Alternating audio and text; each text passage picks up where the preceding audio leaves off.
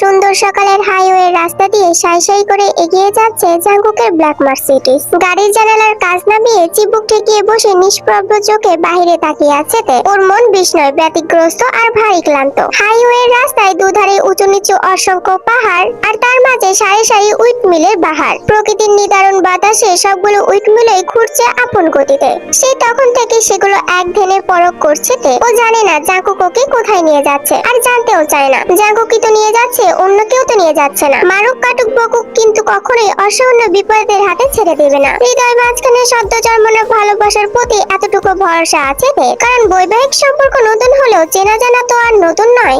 প্রথমবার জাঙ্কুকের সাথে আউটিং এ যাচ্ছে, অথচ তের মন মস্তিষ্ক জুড়ে অজানা আতঙ্কতা ভর করে আছে। বরাবর মনে হচ্ছে কিছু একটা ভুল হচ্ছে, কিছু একটা ঠিক নেই। এদিকে হৃদয়টাও জাঙ্কুকের জন্য আনচান করে, তো অন্যদিকে মস্তিষ্কে দুর্দশা আর একটি তিমিরে ঢাকা ভবিষ্যতের ভয়ে সদয় ততস্থ থাকে। এত অল্প বয়সে এই মন মস্তিষ্কের দোটানা সহ্য করতে পারছে না তে।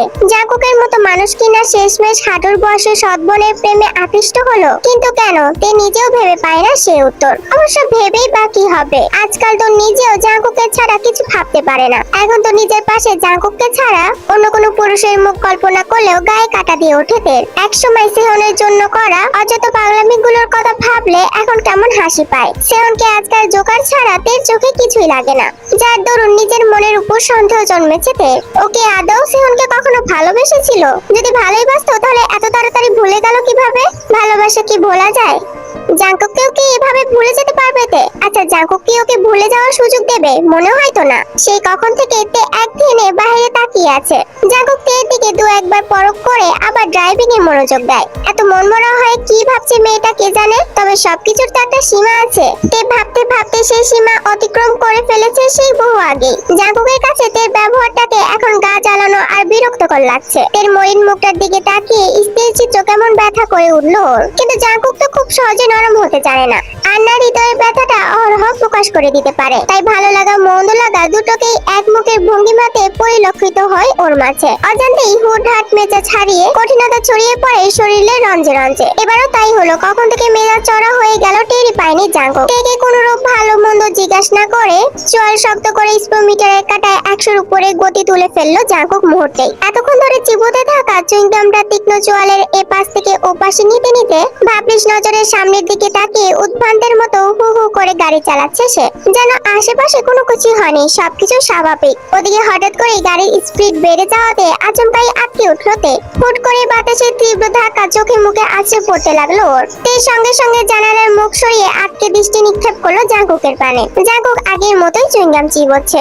জাঙ্কুকের ঘাড় ছুঁইছি লম্বা চুলগুলো এলোমেলো হয়ে কপালে পড়ে আছে। এই জাঙ্কুকে দেখতে ঠিক যতটা সুন্দর লাগছে, ওর মুখে লেখা কপট হাসিটা তার চেয়ে বেশি ভয়ঙ্কর লাগছে। সে কখন থেকে তে একদিনে তাকিয়ে আছে বলে এবার নীরবতা ভেঙে জাঙ্কুক সামনে দৃষ্টিপাত করেই থেকে প্রশ্ন ছুড়ল, কি দেখছিস এত মন দিয়ে? দেখছি আপনি কতটা হার্টলেস। আমি হার্টলেস নই তে। জাঙ্কুকের কথায় তে অভিমানে ভাটি পড়ল। মনের মাঝে জমাট বাঁধা কালো মেঘের কোলে উকি দিল সূর্যের কিরণ। তাহলে এভাবে গাড়ি চালিয়ে কিসের হুমকি দিচ্ছেন? ফোকাস অন মি তে। তে সিটির উপর দৌ পা তুলে জাঙ্কুকের দিকে তাকিয়ে মলিন মুখে বলল, আপনাকে নিয়েই তো ভাবছি। কবে হয়ে গেলেন এতটা আপন? আপনার জন্য কি সুন্দর বানিয়ে বানিয়ে হাজারটা মিথ্যা কথা বলে মা আর আপাকে বোকা বানিয়ে বের হয়ে এলাম। আমি সত্যিই পাল্টে গিয়েছি। তের এরূপ প্রতি উত্তরের সাথে সাথে স্পিডোমিটারের গতি সহসায় ধীর হয়ে এলো। সানগ্লাসের আড়ালে অগ্নিশিখা লাবন্ত জ্বলন্ত চোখ দুটো মুহূর্তেই শান্তি রূপ ধারণ করলো জাঙ্কুকে। জাঙ্কুক চুপ করে আছে বলে তে আবারও বলে উঠলো, না আপনাকে আমি হৃদয় থেকে মুছে দিতে পারছি, আর না আপনাকে নিয়ে সুন্দর বৈবাহিক স্বপ্ন দেখতে পারছি। শুধু মনে হচ্ছে আপনি ছাড়া আজকাল আমি অচল। আপনাকে আমার প্রয়োজন, নয়তো বুকের ভেতরে হর হামেশাই পড়ে যায়। এ কেমন দহন? আমি কি প্রেমে পড়েছি আপনার? এই শেষ কথাটাই গাড়িটা পুরোপুরি থামিয়ে দিল জাঙ্কুক। হুট করে গাড়ি ব্রেক কষাতে তে একদম হুড়মুড়িয়ে উঠলো, কিন্তু জাঙ্কুক ওকে পড়ে যাওয়ার বিন্দু মাত্র সুযোগ দিল না। টান মেরে নিয়ে এসে নিজের কোলের উপর বসিয়ে দিল। আচমকা ঘটনার প্রভাবে তে নিচেও ভ্যাবাও চাকা খেয়ে চোখের পলক ফেলতে লাগলো বারবার। নিজেকে সামলানোর জন্য জাঙ্কুকের হুটি খামচে ধরেছে। গাড়ি থামালেন হঠাৎ? এসে গিয়েছে বুঝি? এত দুর্বল করে দেওয়ার কি মানে তে? তুই কি চাস আমি গাড়ি চালাতে না পেরে অ্যাক্সিডেন্ট করে মরে যাই? আরে এসব কি বলছেন? রাতে এসব বলে কেন দুর্বলতা বাড়াচ্ছিস? নিজেকে কন্ট্রোল না করতে পারলে আমি কিন্তু গাড়িতেই তোকে। কিছু একটা ভেবে থেমে গেল জাঙ্কুক। অতঃপর শুকনো ঢোক গিলে তের ছোট ছোট বেবি হেয়ার গুলো কানের পিছনে গুজে দিতে দিতে নরম সুরে জাঙ্কুক বলল, আই ফিল ইউর পেইন তে। খুব শীঘ্রই সবকিছু ঠিক হয়ে যাবে। তুই বললে আমি এখনই সবকিছু ঠিক করে ফেলতে পারি, কিন্তু বরাবর তোকে আমি জোর জবরদস্তি করতে চাচ্ছি না, তাই সময় দিচ্ছি। তাই বলে এই না যে আমি ভবিষ্যতেও চুপ করে থাকবো। সময় হলে আমার থেকে আমি ঠিক ছিনিয়ে নিব। আই রিপিট, ছিনিয়ে নিব। এখন এসব নিয়ে ভাবিস না জান, আমার উপর একটু ভরসা রাখ, আমি তো আছি। তে কিছুই বলছে না, অবাক দৃষ্টিতে জাঙ্কুকের পানে তাকিয়ে আছে। এই লোক এত সুন্দর করে বোঝাতে পারে। মাত্র কয়েকটা বাক্য দ্বারা কি সুন্দর হৃদয়ে বাড়তে থাকা জলোচ্ছ্বাসের মতো উত্তর ঢেউয়ে নিমেষে শান্ত করে কানায় কানায় ভরিয়ে দিল, you have to promise me. আর এসব নিয়ে মন খারাপ করবি না। তে এবার ঠোঁট উল্টে বাচ্চাদের মতো হ্যাঁ না দুদিকেই মাথা নাড়ালো। তে কাণ্ডে জাঙ্কুক সামান্য হেসে বলল, তুই আমার থেকে অনেক বেশি ছোটতে, তাই অনেক কিছু শেয়ার করতে দ্বিধাবোধ করিস। লজ্জিত হোস, এতে অযথা ভাবনার কিছুই নেই। আমাদের মধ্যে সেরকম স্বামী স্ত্রীর স্বাভাবিক সম্পর্ক এখনো তৈরি হয়নি। এই দ্বিধা আর সংকোচ তাই অস্বাভাবিকের কিছুই না। তাই বলে এই না যে আমরা কখনো নর্মাল স্বামী স্ত্রীর মতো হতে পারবো না। তুই আমার থেকে বয়সে খুব ছোট বলে আমি তোকে ছেড়ে দিব। কখনোই নিজের একান্ত ব্যক্তিগত চাহিদাগুলো তোর সামনে উত্থাপন করব না। এটা ভেবে থাকলে এখনো ভুলের মধ্যে আছিস জান। একটা সময় আসবে যখন তোর শরীরে সম্ভব দিয়ে নয়, আমার শরীর দিয়ে ঢাকা থাকবে। তোর ফর্সা ত্বকের কাছে কাছে শুধুমাত্র আমার তৈরি ক্ষত থাকবে, আর সেটা তুই খুব খুশি মনে ভালোবেসে গ্রহণ করবি। তখন দেখবি এই দ্বিধা আর জড়তা কোনো কিছু আর অবশিষ্ট থাকবে না। তোর আমার সবকিছু মিলে মিশে একাকার হয়ে যাবে। তখন তুই আমাকে নিয়ে বৈবাহিক স্বপ্ন দেখবি। I swear. এতক্ষণ তো ভালোই বোঝা ছিল, কিন্তু হুট করে কিসে থেকে কিসের মাঝে চলে গেল জাঙ্কুক। একে তো জাঙ্কুকের কোলের উপরে বসা, তার উপরে জাঙ্কুকের এরকম লাগান ছাড়া জ্ঞান দান, সবকিছু মিলে মাথা নুয়ে চুপচাপ বসে আঙ্গুল দিয়ে জাঙ্কুকের হুডির ফিতা টানাটানি করছে তে। গলাটা শুকিয়ে কাঠ হয়ে গিয়েছে, কান দিয়ে যেন ধোঁয়া বের হচ্ছে। মাথা দুলে জাঙ্কুকের ভাষা ভাষা চোখের দিকে তাকানোর শক্তিটুকু তের মাঝে অবশিষ্ট নেই। তে জাঙ্কুকের খোলামেলা কথায় বেশ লজ্জা পেয়েছে। ব্যাপারটা বুঝতে পেরে জাঙ্কুক ইচ্ছা করেই ওকে আরো লজ্জা সাগরে ডুবিয়ে দেওয়ার জন্য বলল, do you like sitting here? ছাড়ুন, আমি নামবো। নো, এখানেই বসে থাক, সময় হলে দুজন একসাথে নামবো। তের লজ্জায় মরে যেতে ইচ্ছা করছে। কেউ শুধু শুধু অহেতু গাড়ির মধ্যে এভাবে কোলে বসিয়ে রাখে, মানুষ কি বলবে? জাঙ্কুক যে কতটা লাগামহীন নির্লজ্জ প্রকৃতির লোক সেটা আজ প্রথমবার উপলব্ধি করতে পারলো তে। মনে মনে জাঙ্কুকের উপর চড়াও হয়ে তে বলল, আমার আগেই বোঝা উচিত ছিল এই লোক সুবিধার না। যে সারাক্ষণ ডার্ক রোমান্সের অডিও বুক শুনে সময় পার করে, সে কিভাবে ভদ্রলোক হতে পারে? জাঙ্কুক সেই কখন থেকে কোলের উপর বসিয়ে রেখেছে তেকে। ওদিকে তের প্রচন্ড বিরক্ত লাগছে এভাবে বসে থাকতে। কতক্ষণ আর এভাবে বসে থাকা যায়? কতক্ষণ এভাবে বসে বসে কালো হুডির কালো বিস্ময় করা যায়? কালো দেখতে দেখতে চোখ ধরে এসেছে ও, তাই টিকতে না পেরে নীরবতা ভেঙে বলে উঠলো, আপনি আমার শরীরে ক্ষত কেন করবেন? আপনি কি ডাকাত? জাঙ্কুক এতক্ষণ ব্যাক সিটে মাথা এলিয়ে দিয়ে চোখ বন্ধ করে রেখেছিল। হঠাৎ তের এরকম প্রশ্ন শুনে নিজের হাতে তের ঘাড়টা সামান্য টেনে নিজের মুখের কাছে নিয়ে এসে হিসিয়ে বলতে লাগলো, I like dark romance baby. নরম সরম আদরে আমার পোষায় না। আমি যেখানে টাচ করি সেখানে ক্ষত বানিয়ে তবেই ছাড়ি। এজন্যই বলি এখনো সময় দিচ্ছি, নিজেকে প্রস্তুত কর। ছোট বলে মোটেও ছেড়ে দেব না। তোর কাছাকাছি এলে নিজের মধ্যে থাকি না আমি, পরে কিন্তু আমাকে দোষ দিতে পারবি না। জাঙ্কুকের অসহনীয় কথায় তের কান বন্ধ হয়ে যাওয়ার উপক্রম। কি প্রশ্ন করলাম, উনি কি উত্তর দিল? এই লোকের মাথায় কি সবসময় এসবই ঘোরে? জাঙ্কুক আবারও ব্যাক সিটে মাথা এলিয়ে দিয়েছে। তে এবার রাগ দেখিয়ে কিছু বলতেই যাবে, তার আগে গাড়ির জানালায় উঁকি দিল ইউনো। জাঙ্কুক একইভাবে তেকে কোলে রেখেই শুধায়, কি চাই? ইউনো জাঙ্কুকের কথায় পাত্তা দিল না, তের দিকে তাকালো। সে আপাতত ইউনোকে দেখে নিজের ওড়না দিয়ে নাক মুখ পেঁচিয়ে মমি হয়ে জাঙ্কুকের কোলেই বসে আছে। তের অবস্থা দেখে ইউনো ঠোঁট চেপে হাসি সংবরণ করে বলল, বাহ জাঙ্কুক, ভালোই তো উন্নত হয়েছে তোর বাচ্চা বউয়ের। সেবার তো বিয়ে হয়ে গিয়েছে বলে থাইল্যান্ডে বসে বসে কেঁদে কেঁদে নাকের পানি চোখের পানি একাকার করে দিয়েছে। আমেরিকা পর্যন্ত বন্যা বানিয়ে ফেলেছিল, আর এখন কি সুন্দর তোর কোলে বসে আছে। কি খাইয়ে বড় করে ফেললি এত তাড়াতাড়ি? Special dose. তোর মতো সিঙ্গেল মানুষ এসব বুঝবে না। জাঙ্কুকের মুখে লাগাম টানার জন্য তে প্রথমবার শ্বাস করে একটা কাজ করে বসলো। ও এগিয়ে গিয়ে দু হাত দিয়ে জাঙ্কুকের মুখ চেপে ধরলো। জাঙ্কুক তে চেপে রাখা হাতের মধ্যে থেকেই অস্পষ্ট সুরে ইউনোকে বলে, আমার বউ লজ্জা পাচ্ছে, যা ভাগ শালা।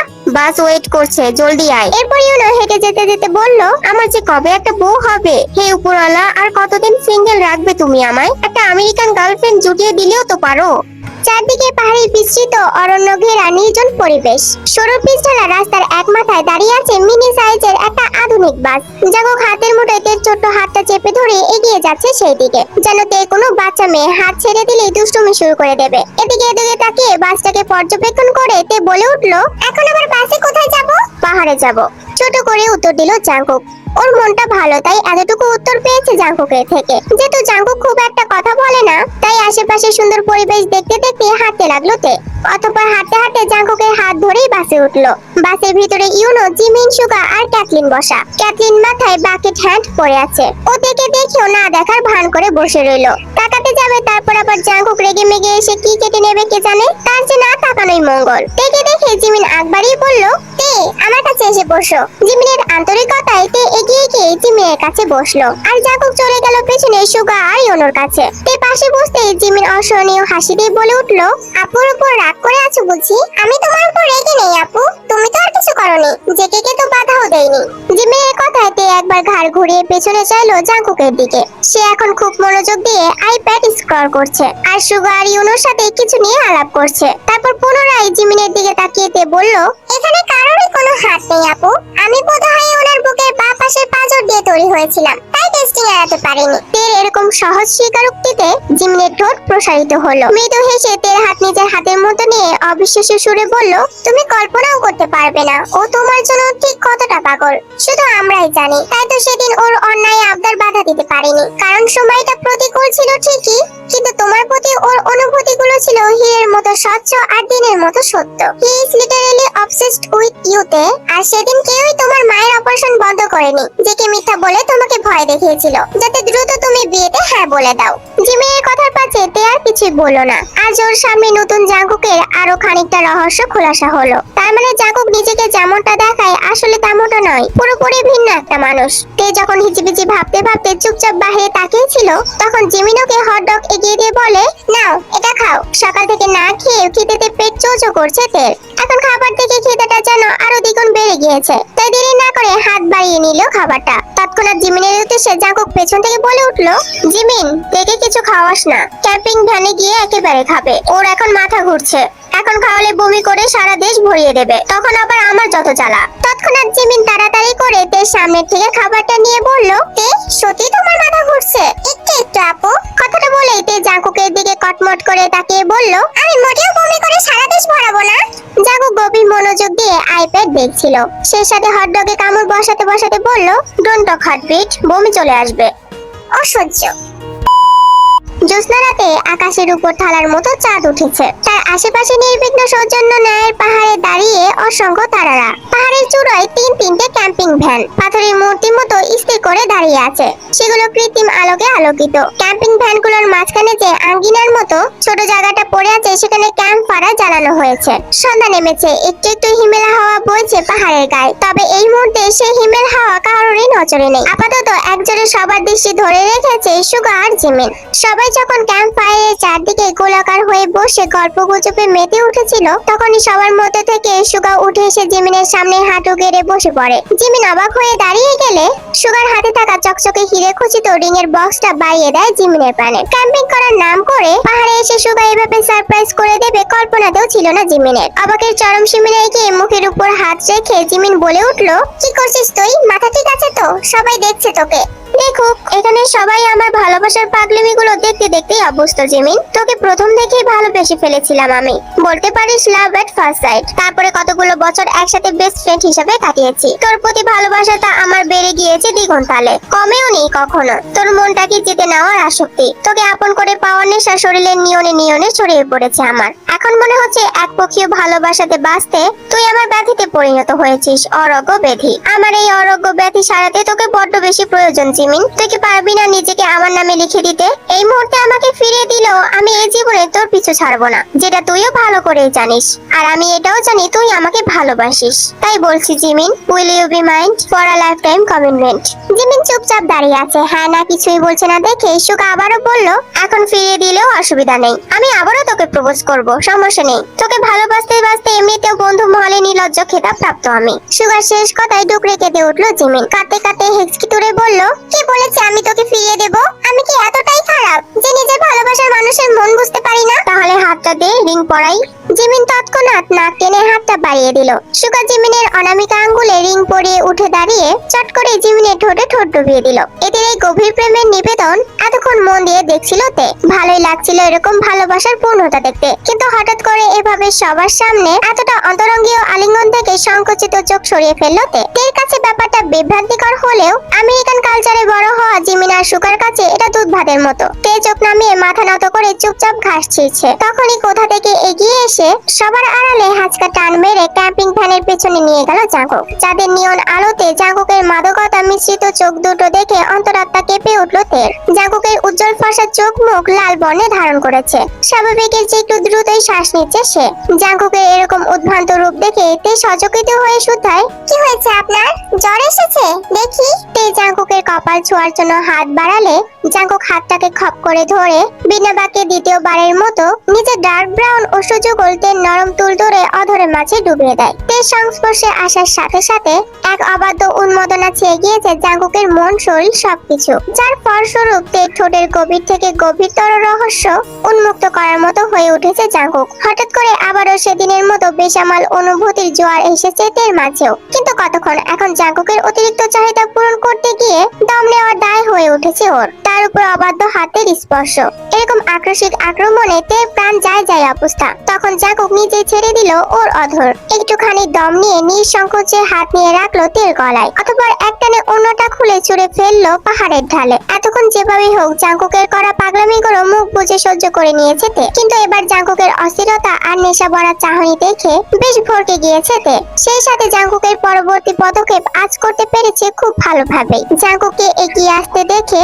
ভিত্তে ও শরীর স্পর্শ করার আগে অন্যদিকে ঘুরে সশব্দে না বলে কেঁদে উঠল তে। হুট করে, একদম হুট করেই ঘটে গিয়েছে ব্যাপারটা। জাঙ্কুক নিজের মাঝে ছিল না, তখন কি জানি কি হয়ে গেল। আরেকজনের ভালোবাসা দেখতে দেখতে ওর মাঝেও থেকে একান্ত কাছে পাওয়ার তীব্র বাসনা কেমন মাথা চাড়া দিয়ে উঠেছিল। কিন্তু আচমকা এভাবে তের কান্নার আওয়াজ কানে ভেসে আসতেই সম্মোহিত হলো জাঙ্কুক। দু হাত দিয়ে নিজের স্টাইলিশ চুলগুলো নিজের হাতে খামচে ধরে বলল, ওহ শিট। তারপর দু কদম এগিয়ে গিয়ে তেকে নিজের দিকে ঘুরিয়ে বলল, কি হয়েছে? কাঁদছিস কেন? লেগেছে? তে বিনা বাকে চুপচাপ চোখের পানি ফেলছে দেখে জাঙ্কুক আবার বলল, তে হার্টবিট, প্লিজ কাঁদিস না, সবাই উপাসে আছে। এভাবে তোকে কাঁদতে দেখলে ওরা ভাববে আমি তোর সাথে জোর জবরদস্তি করেছি। কি হয়েছে বল আমায়, কেন কাঁদছিস? ঠোঁটে বেশি লেগেছে? মা আব্বাকে মিথ্যা বলে এত দূরে এসে এই রাতের বেলায় কি আমি ঠিক করেছি? মা যদি একটাবার বুঝে ফেলে আমি মিথ্যা বলেছি, তাহলে আমাকে এমন ভাবে কৌশলে আটকে ফেলবে যে আমি বাইরের জগতের মুখটাও দেখতে পারবো না। আর আপনাকে তো নাই। এর কথায় জাঙ্কুক খানিকক্ষণ চুপ হয়ে রইল। তারপর গভীর কণ্ঠে শুধায়, তুই আমাকে চাস কিনা? তের পুরো মস্তিষ্কে এলোমেলো ভাবনা ছেয়ে আছে। এই সময় এমন একটা প্রশ্ন কি মানে হয়? তে চুপ হয়ে আছে দেখে জাঙ্কুক পুনরায় একই প্রশ্ন করলো, তুই আমাকে চাস কিনা? কি বলছেন? হ্যাঁ অথবা না, এর বাহিরে আর একটা টু শব্দ শুনতে চাই না। তে দেখলো জাঙ্কুকের একটু আগের সেই আবেগপূর্ণ প্রেম প্রেম চেহারা হুট করে কোথায় গায়েব হয়ে গিয়েছে। চোখের মাঝে অনুভূতির ছিটাফোঁটাও অবশিষ্ট নেই। এখন যা আছে জাঙ্কুকের সেই ধারালো রূপ। তে ভয়াতক দৃষ্টিতে তাকিয়ে আছে দেখে জাঙ্কুককে ঘুরিয়ে দাঁড় করিয়ে দিয়ে বলল, তোর হাতে 5 মিনিট সময় আছে, টেক ইউর টাইম। আমি এখানেই আছি, কোথাও যাচ্ছি না। এবার জাঙ্কুকের কথাটা একটু সিরিয়াসলি নিয়ে সত্যি সত্যি ভাবতে বসলো তে। সেই শুরু থেকে শেষ পর্যন্ত প্রথম দিনে সে ভুল করে জাঙ্কুকের বিছানায় ঘুমানো, ভরা গ্যালারিতে সবার সামনে ওর ওড়না দিয়ে নিজের ঘাম মোছা, জিমনের জন্মদিনের পার্টিতে জাঙ্কুকের অনেকটা কাছাকাছি আসা, ওর উপর জাঙ্কুকের বরাবর অধিকার ফলানো, প্রতিবার বিপদে ঢাল হয়ে রক্ষা করা, জঙ্গলে হারিয়ে যাওয়ার পর হেলিকপ্টার করে ওকে সেভ করা, নিজের হাত কেটে হলেও ওকে বাঁচানো, নুপুর চুলের মতো ক্ষুদ্র ক্ষুদ্র জিনিসকে যত্ন করে আগলে রেখে দেওয়া, সেহনের সত্যিটা জানার পর ওকে সামলানো, নিজের জীবনের সাথে ওর জীবনটাকে ইচ্ছা করে জড়িয়ে ফেলা। সেদিন জাঙ্কুকের বাড়ি ছেড়ে আসার সময় রাগের মাথায় নিজের গোপনীয় সত্যিটা অজান্তে স্বীকার করে ফেলা, রাতের আধারে না ঘুমিয়ে ওকে এক নজর দেখতে আসা, আর অবশেষে জিমিনের বলা কিছু চরম সত্য। তুমি কল্পনা করতে পারবে না তে, ও তোমার প্রতি ঠিক কতটা পাগল। হি লিটারালি অবসেসড উইথ ইউ। হঠাৎ করে তের মনে হতে লাগলো প্রথম থেকে সবকিছু যেন এক সুতোয় গাঁথা। কেবল তেই কিছু টের পায়নি, কিছু বুঝতে পারেনি। কি করে পারতো? ও তো কখনো জাঙ্কুকের ভালোবাসি খুঁজতে যায়নি, নিজেকে বরাবরে বসিয়েছে জাঙ্কুকের অপছন্দের তালিকায়। অথচ এখন মনে হচ্ছে জাঙ্কুকের মতে করে ওকে কেউ কখনো ভালো ভালোবাসতেই পারবে না, কোনোদিনও না। যাই হোক, জাঙ্কুকের ভালোবাসা পায়ে ঠেলে দেওয়ার মতো সাধ্য তের নেই। তাছাড়া ও নিজেও তো জাঙ্কুকের প্রেমে পড়েছে, এটা কি করে অস্বীকার করবে? Your time is over. পেছন থেকে জাঙ্কুকের আওয়াজ ভেসে আসতেই তে ঘাড় ঘুরিয়ে তড়িৎ গতিতে বলে উঠলো, আমি চাই। কি চাস? তে এবার ছুটে এসে জাঙ্কুকের গলা জড়িয়ে ধরে দুটো শরীরের মাঝে সমস্ত দূরত্ব ঘুচিয়ে চাপিয়ে ধরে বলে উঠলো, আমি আপনাকে চাই জাঙ্কুক। জাঙ্কুক এবার একটা রহস্যময়ী হাসি দিয়ে বলল, তুই চাইলেই বাকি আর না চাইলেই বাকি, আমার হাত থেকে তোর জীবনে নিস্তার নেই। আমি তো কেবল তোর হৃদয় সুপ্ত অনুভূতিগুলোকে তরতাজা করালাম মাত্র। জাঙ্কুকের কথায় কান না দিয়ে তে আবারও বলে উঠলো, আমি আপনাকেই চাই। নিজের স্বামী রূপে আপনাকে ছাড়া অন্য পুরুষকে আমি কল্পনা করতে পারি না, বিশ্বাস করুন। তে নিঃসংকোচে স্বীকারোক্তিতে জাঙ্কুকের মাঝে বছরের পর বছর জ্বলতে থাকা আগুনের হালকার মাঝ দিয়ে হুট করে যেন ঠান্ডা জলের শীতল স্রোত বয়ে গেল। অবশেষে জাঙ্কুকের মতো করেই তেও আসক্তিতে পড়েছে। এই আসক্তি যে বড্ড বেসামাল, যার যন্ত্রণা যে জাঙ্কুক হাড়ে হাড়ে জানে। এবার শুধু তের পালা। তে এখনো জাঙ্কুকে জাপড়ে ধরে আছে। তের অন্তরঙ্গ আলিঙ্গন জাঙ্কুকের ভেতর থেকে উন্মাদ করে দিচ্ছে। ও তৎক্ষণাৎ তেকে কোলে তুলে নিল। তের দুপা আটকে আছে জাঙ্কুকের কোমরের দুপাশে। ওকে কোলে তুলে জাঙ্কুক হাঁচকি সরে বলে উঠলো, একবার তুমি করে ডাক। তে ডাকলো না, জাঙ্কুক অপেক্ষা করলো না। কোলে নিয়েই ভালোবাসার পরশ এঁকে দিতে লাগলো ওর ঠোঁটের মধ্যখানে। অতঃপর সেভাবেই ধীরে ধীরে এগিয়ে যেতে লাগলো ক্যাম্পিং ভ্যানের দিকে। কিন্তু দুর্ভাগ্যবশত ভেতরে প্রবেশ করার আগে জাঙ্কুকের ফোনটা আপন সুরে বেজে উঠলো। ফোন বেজে ওঠায় এতক্ষণ ধরে একটু একটু করে তৈরি হওয়া অনুভূতির জোয়ার হুট করেই কেমন ভাটি পড়ে গেল। জাঙ্কুক দীর্ঘ নিঃশ্বাস ছেড়ে থেকে ক্যাম্পিং ভ্যানে বসিয়ে দিয়ে বলল, এখানে ওয়েট কর, আমি ফোনটা পিক করে আসছি। আজ রাতে এমনিতেও ঘুম নেই তোর। টেকে রেখে জাঙ্কুক চলে গেল। নিজের মনের অযাচিত ভাঙ্গায় লজ্জায় রাঙা হয়ে যাচ্ছে তে। শুষ্ক ঢোক গেলে নিজের মুখ নিজের দু হাত দিয়ে চেপে ধরেছে। চারদিকে ঘুটঘুটে অন্ধকার। শুধুমাত্র পাহাড়ের এক কোণে গুহার মতো যে গুপ্ত ঘরটা রয়েছে, সেখান থেকে জেনারেটর চালিত বৈদ্যুতিক বাল্বে নিয়নের আলোতে চারদিকে ছড়িয়েছে অতি সুন্দর সেই ম্যাজিক্যাল আলো ছায়া। আর ঘাসের আস্তরণে পা মারিয়ে অতি বেগে এদিকে ওদিকে পায়চারি করছে সেহন। কপালে তার দুশ্চিন্তার গভীর ভাঁজ। শার্টের উপরে সফেদ রঙা অ্যাপলনটাতে এখানে সেখানে রক্তের কেমন ছোপ ছোপ দাগ। কুচকে যাওয়া ছোট ছোট চোখ দেখে মনে হচ্ছে একটু আগে কোনো অপকর্ম করে ধরা খেয়ে এসেছে সে। এদিকে ওদিকে পায়চারি করতে করতে দাঁত দিয়ে নখ কাটতে কাটতে বিড়বিড় করছে। দেখলে মনে হবে কোনো কিছু হিসাব করছে। সেহনের এরকম কর্মকাণ্ড দেখে গুপ্ত ঘর থেকে হন্তদন্ত হয়ে বের হয়ে আসে লিও। একছুটে বের হয়ে আসতে সে অনেক বেশি হাঁপাচ্ছে। সে সেহনের সামনে দাঁড়িয়ে হাঁপিয়ে হাঁপিয়ে বলল, কি হয়েছে? এখনো কাজ শুরু করোনি যে? রাত শেষ হয়ে যাবে তো। কথাটা বলার সঙ্গে সঙ্গে ফস করে দু হাতে লিওর কলার খামচে ধরলো সেহন। অতঃপর চোয়াল শক্ত করে দাঁতে দাঁত চেপে বলতে লাগলো, তোমাকে আগেই বলেছিলাম এই কয়েকজনে হবে না, সবকিছু একটা পরিমাণ রয়েছে। পরিমাণের বাইরে ওদের শরীর থেকে অতিরিক্ত হরমোন বের করলে সবগুলো মারা পড়বে। তখন ধনকুপ হওয়ার বদলে জেলে পচে মরতে হবে আমাদের। তাহলে এখন কি করব? জানি না, রাশিয়ান মাফিয়াদের থেকে অ্যাডভান্স ডলার নিয়ে ফেলেছি, যে করে কাজ সম্পূর্ণ করতেই হবে। কিন্তু এই সময় নতুন করে টিনেজ হরমোন কোথায় পাবো? লিয়ার কথা শেষ হওয়ার সঙ্গে সঙ্গে সেহনের হাঁটার গতি সহসায় থেমে গেল। ও আঙ্গুল উঁচিয়ে পাহাড়ের চূড়ায় জ্বলতে থাকা ফেয়ারি লাইট আর মাঝ আকাশে উঠতে থাকা নিভু নিভু জ্বলন্ত ফানুসগুলোর দিকে তাকিয়ে শুধালো, ওইখানে কি হচ্ছে? মেবি কোনো গ্রুপ ক্যাম্পিং এ এসেছে। সেহন তৎক্ষণাৎ ঘটঘটিয়ে জায়গা ত্যাগ করলো। বড় বড় পা ফেলে উঠতে থাকে পাহাড়ের চূড়ায়। আরে কোথায় যাচ্ছো? সবকিছু রেডি করো, আমি আসছি। আজকাল স্টুডেন্টরাও হয়েছে বড্ড বেশি ফাজিল। কথা নেই বার্তা নেই, যখন তখন কল দিয়ে কনভারসেশন শুরু করে দেয়। থামার নাম তো নেই। প্রথমে পড়াশোনার কথা শুরু করে তারপর সুযোগ বুঝে ধীরে ধীরে ঢুকে পড়ে ব্যক্তিগত আলাপে। আমেরিকান মেয়েরা এত নির্লজ্জ আর বেহায়া কেন কে জানে? স্টুডেন্টের বাড়তি বেচার প্রথমে দাঁতে দাঁত চেপে সহ্য করলেও এক পর্যায়ে বিরক্তি ফোনটা বন্ধ করে দিয়েছে রকচটা বদমেজাজি জাঙ্কুক। একই তো চরম মুহূর্তে কল দিয়ে মুডে 12টা বাজিয়ে দিয়েছে। তার উপর রাত বিরাতে কল দিয়ে ঢঙ্গের আলাপ। স্টুডেন্টদের কাছে জাঙ্কুক বরাবরই চুপচাপ। হ্যাঁ উত্তর দেওয়া ছাড়া ওর ধাঁচে নেই। তাই তো কথা বাড়ানোর সঙ্গে সঙ্গে মুখের উপর ফোনটা বন্ধ করে দিয়েছে একদম। এবার হাজারো ফোন দিলে জাঙ্কুকে নাগাল পাবে না। সে যতই প্রয়োজনীয় আলাপ হোক না কেন। কিছুক্ষণ নিরিবিলি দাঁড়িয়ে থেকে নিস্তব্ধ প্রকৃতির মাঝ থেকে এক বুক বাতাস ভরে নিয়ে জাঙ্কুক পুনরায় এগিয়ে গেল ক্যাম্পিং ভ্যানের দিকে। ওদিকে সবাই মহা আনন্দে ফানুস উড়াচ্ছে। জাঙ্কুক ভাবলো তেরও দেখা উচিত এই রোমাঞ্চকর দৃশ্যটা, নয়তো এত দূরে ক্যাম্পিং এ আসার মজাটাই মিস করে ফেলবে মেয়েটা। তাই ভেতরে না গিয়ে বাইরে থেকেই ডাকতে শুরু করলো জাঙ্কুক, তে বাইরে আয়, just look something special it happening here, come fast তে। ভেতর থেকে তে কোনো রূপ সাড়া পেল না জাঙ্কুক। তাই ধীর গতিতে নিজে ক্যাম্পিং ভ্যানের ভিতরে প্রবেশ করলো। চারদিকে ফানুসের ছড়াছড়ি। একের পর এক উড়ন্ত ফানুসগুলো টিমটিমে আলোতে পুরো পাহাড়ের সৌন্দর্য যেন বাড়িয়ে দিয়েছে। পুরো একটা অ্যাডভেঞ্চার পরিবেশ। পাহাড়ের এক কোণে দাঁড়িয়ে জিমিন উড়ন্ত ফানুর দিকে সূক্ষ্ম নজরে তাকিয়ে আছে। তা দেখে সুগা ফানুস নিয়ে গিয়ে জিমিনের উদ্দেশ্য করে বলল, জিমিন এই নে ফানুস, উড়াবি আয়। জিমিন তৎক্ষণাৎ এগিয়ে এসে হ্যাঁ সূচক মাথা নাড়িয়ে সুগার কাছ থেকে ফানুসটা হাতে নিল। তারপর দুজন মিলে এগিয়ে যায় ফানুসটাকে উন্মুক্ত করে দিতে। ফানুসের মধ্যে জ্বলতে থাকা সোনালী আলোয় জিমিনের হাতে হিরে খচিত আংটিটা চকচক করছে, খুব সুন্দর। সেদিকে সুগা একবার তাকিয়ে জিমিনের দিকে দৃষ্টিপাত করলো। জিমিনের ধূসর চোখে দুটোতেই জ্বলন্ত ফানুসের নিক্ষেপ। স্ত্রীর চোখে মুখে ধামাচাপা পড়ে আছে একরাশ খুশি ঝলক। সেই খুশি আরো একরাশ বাড়িয়ে দিতে সুগা হিসিয়ে বলে উঠলো, আই লাভ ইউ জিমিন, শুধু আজকাল নয়, জন্ম জন্মান্তের ভালোবাসা তুই আমার। সুগার কথায় প্রতি উত্তরে জিমিন লাজুক হেসে কিছু বলতে যাবে, তার আগে কোথা থেকে জাঙ্কুক ছুটে এসে ইউনোর কলার চেপে ধরেছে। আমার টেক ওই। ইউনো বেচারা বসে পপকর্ন চিবুতে চিবুতে জিমিন আর সুগার সিনেম্যাটিক প্রেমের নিবন্ধন দেখছিল। হঠাৎ এরকম অনাকাঙ্ক্ষিত আক্রমণে তৎক্ষণাৎ পপকর্ন ওর গলায় আটকে গেছে। কাশি দিতে দিতে জাঙ্কুকে ছাড়ানোর চেষ্টা করে বলল, ছাড় ভাই, আমি সত্যিই জানি না টেক ওই। তোরা দুজন তো হুট করে একসাথে উধাও হয়ে গেলি। তোরা জামাই বউ, তোদের প্রাইভেট ব্যাপার আছে, ওই জন্যই তো আর ডাকিও নেই আমরা। ইউনোর কথায় জাঙ্কুক নিজেকে সংবরণ করে ওর কলার ছেড়ে দেয়। তৎক্ষণাৎ সেখানে জিমিন আর সুগা এসে বলে, কি হয়েছে জেকে? Don't know. কোথাও নেই। কোথাও নেই মানে? ও তো তোর সাথেই ছিল। হ্যাঁ তখন তো ছিল। আমি নিজেই ওকে ক্যাম্পিং ভ্যানে রেখে একটা ফোন রিসিভ করতে একটু দূরে গিয়েছিলাম। তারপর জাঙ্কুক নিজের তেতো গলায় অযথা স্বীকারোক্তি শেষ না করেই চট করে ইউনোকে বলল, ইউনো তুই না জিমিন আর সুগার সারপ্রাইজ মোমেন্ট ধারণ করার জন্য হিডেন ক্যামেরা সেট করেছিলি? হ্যাঁ হ্যাঁ করেছিলাম তো। কোথায় কোথায় সেট করেছিস? সবগুলো বের কর কুইক।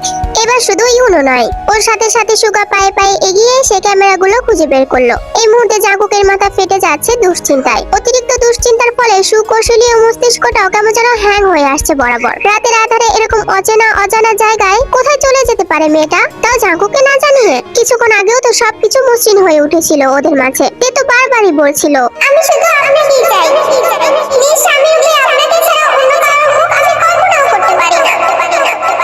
সেসব কথা ভাবলে এখনো জাঙ্কুকের হৃদয়টা অজানা শান্তিতে ভরে যাচ্ছে। মস্তিষ্কে ঘিরে ধরছে কল্পনায় সুখের ভাবনা, অথচ এখন এভাবে হুট করে হারিয়ে গিয়ে কেমন দুশ্চিন্তায় পাগল বানিয়ে দিচ্ছে ওকে। এটা কি ঠিক হলো? খানিকক্ষণ আগে কাটানো ভালো সময়টুকু কথা মনে পড়তেই মুহূর্তে মোটে অগ্নিস্ফুলিঙ্গ ছড়িয়ে যায় জাঙ্কুকের মস্তিষ্ক জুড়ে। ও আর চুপচাপ দাঁড়িয়ে থাকতে পারলো না। ধাপ ধাপ করে পা ফেলে এগিয়ে আসলো ক্যামেরাগুলোর কাছে।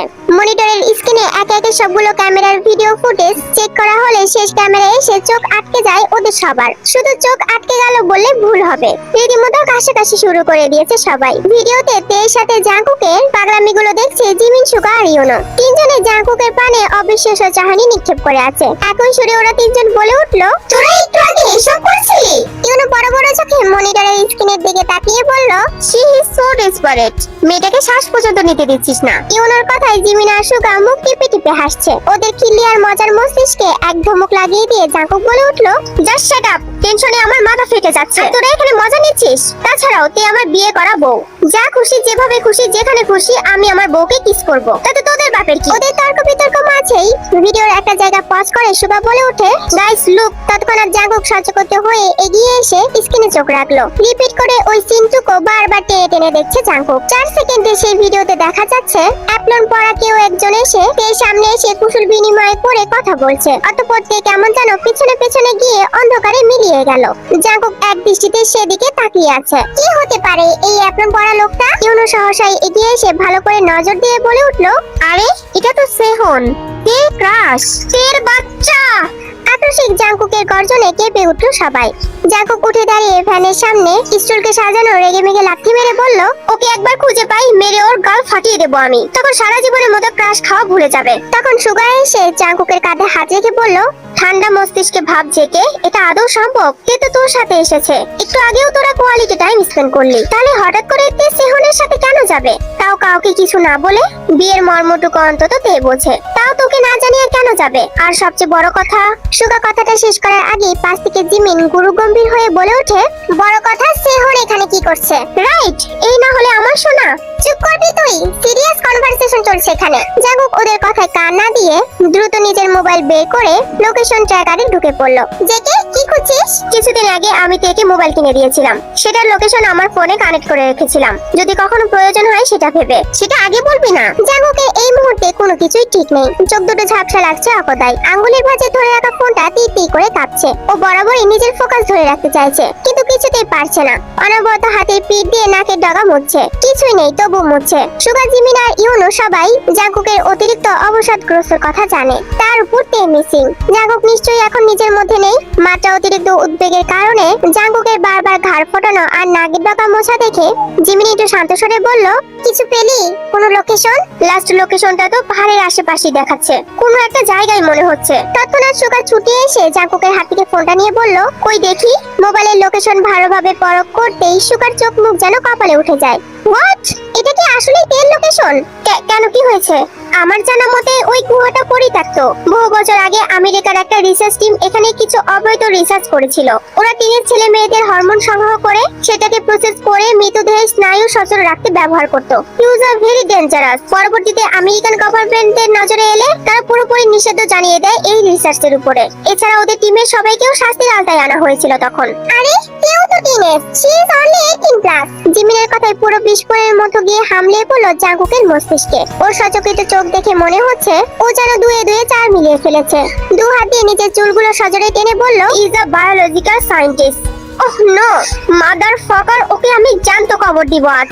জাঙ্কুক আর কোনো জবাব দিল না। মোবাইলের লোকেশন বোলাতে বোলাতে অন্ধকারের মাঝে পাহাড়ের আঁকাবাঁকা সরু রাস্তা ধরে এগিয়ে যেতে লাগলো সেই পরিত্যক্ত গুহার দিকে। পেছনে আলো জ্বলিয়ে রাস্তা পরিষ্কার করে ওর পথ অনুসরণ করে স্বগতিতে এগিয়ে আসছে ওরা তিনজন। তারা আর কেউ নয়, ওর জীবন মরণের বেস্ট ফ্রেন্ড, ওর দুঃখের সময় সাথী, সুগা, জিমিন আর ইউনো। পাহাড়ের ঢালে এসে গুহার মতো মুখোমুখি হতেই থেমে গেল ওরা। গুহার মুখে পাহারাদারের মতো দাঁড়িয়ে আছে বিশাল আকৃতির লোহার গেট, তাতে আবার পাসওয়ার্ডও লাগানো। সুগা জিমিনের হাতে মোবাইল ধরে দিয়ে বলল, জান, ফ্ল্যাশটা ধরতো, আমি এটার ব্যবস্থা করছি। আমার কেমন যেন ভয় করছে ভাই, যদি ওরা আমাদেরকেও ধরে নিয়ে রিসার্চ করতে বসিয়ে দেয়। ইউনোর কথা শুনে সুগা পাসওয়ার্ডের গুষ্টি উদ্ধার করতে করতে বলল, তুই কি টিনেজ শালা? বয়স 30 পার হয়ে গেল, এখনো ভিতর ডিমই রয়ে গেলি।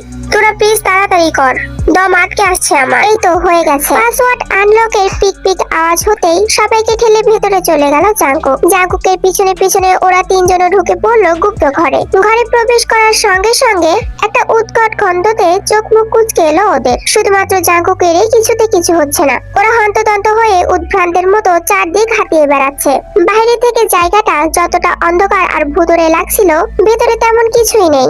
বাল্বের আলোতে চারদিকে ফকফকে পরিষ্কার। রুমের মধ্যে যত তত মেশিন আর কেমিক্যালের শিশি দিয়ে পরিপূর্ণ। জাঙ্কুকের অবশ্য এত কিছুতে নজর নেই। ও একটা একটা করে পর্দার শেলফ, মেশিন সবকিছু তন্ন তন্ন করে দেখে খুঁজতে লাগলো। খুঁজতে খুঁজতে ভেতরের রুমে ঢুকতেই সেই উৎকট গন্ধটা যেন দ্বিগুণ বেড়ে গেল। এবার মনে হচ্ছে এখনই গলা দিয়ে খাবার উগড়ে আসবে। জাঙ্কুক কোনো কিছুতে তোয়াক্কা না করে সামনের দিকে এগিয়ে যায়। ভেতরের দিকে এগিয়ে গিয়ে চারদিকে চোখ বুলিয়ে দেখতে পায় কিছু কাচের তৈরি কফিন, সেগুলো স্বচ্ছ পানি দিয়ে ভর্তি। তার মধ্যে ভাসছে অল্প বয়সী মেয়েদের দেহগুলো। এক একটা কফিনে এক একটা মেয়ে। পানির মধ্যে ভাসমান মেয়েগুলোকে দেখতে কি ভয়ঙ্করই না লাগছে। আচ্ছা, এদের মধ্যে তেল নেই তো? প্রশ্নটা মাথায় আসতে জাঙ্কুক খড় চকিয়ে ছুটে এসে প্রত্যেকটা কফিন চেক করতে শুরু করলো, কিন্তু না, একটাতেও তেল নেই। স্বচ্ছ কাচের কফিন গুলো চেক করতে করতে ওর কানে ভেসে এলো অস্পষ্ট এক গোমরানির আওয়াজ। হঠাৎ ট্রেনের আওয়াজে জাঙ্কুক সচকিত হলো। ভাবতে থাকলো কোন দিক থেকে আসছে শব্দটা। রুমের মাঝ বরাবর টানানো পর্দার ওপাশ থেকে আসছে বোধহয় শব্দটা। জাঙ্কুক দ্রুত পায়ে সেদিকে এগিয়ে যাওয়ার আগেই অজানা আতঙ্ক আর মাত্রা অতিরিক্ত উদ্বেগের কারণে মুহূর্তের জন্য মস্তিষ্ক হ্যাং করলো ওর। আবারও মাথাটা চক্কর দিয়ে উঠলো পুরো দস্তর। চোখের সামনে সবকিছু ঝাপসা লাগছে।